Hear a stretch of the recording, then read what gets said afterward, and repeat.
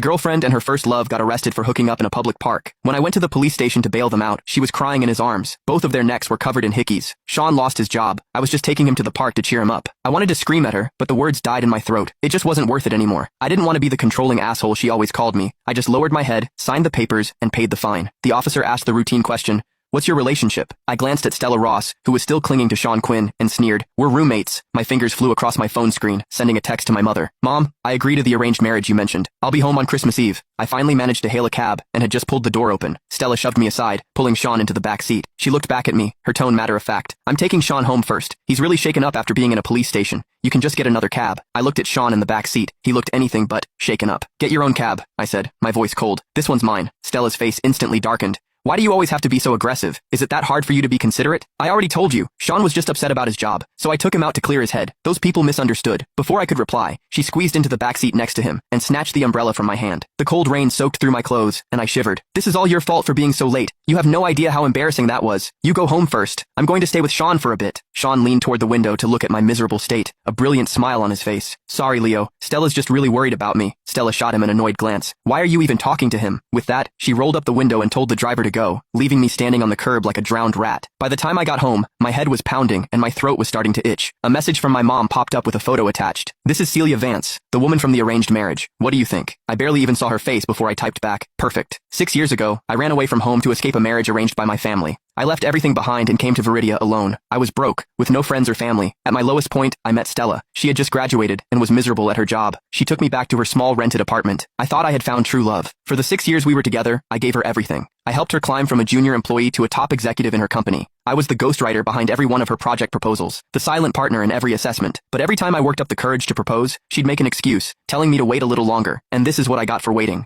Her, cheating on me with Sean. Now, I was done waiting. From under the coffee table, I pulled out a crumpled booklet. It was a collection of flight stubs from Viridia to the UK. The last one was dated 3 days before Sean returned to the country. Sean had been studying in the UK all these years. All those missed anniversaries and Valentine's days, she had used business trips as an excuse to be with Sean. And I was the fool who believed her, thinking she was genuinely too busy. It was after midnight when Stella came home. I woke up the moment her cold body pressed against mine. The acrid smell of sex mixed with men's cologne clung to her, making my stomach turn. I grabbed her wandering hand. "I have a fever," I said coldly. Her hand froze for a second before she pulled it back, her voice laced with impatience. "What a buzzkill." She didn't say anything else, just rolled over with her back to me, pulling the blanket with her. A cold draft washed over me, making my feverish body feel even colder. In the darkness, the faint glow of her phone screen flickered, punctuated by a few stifled giggles. I closed my eyes and pretended to be asleep.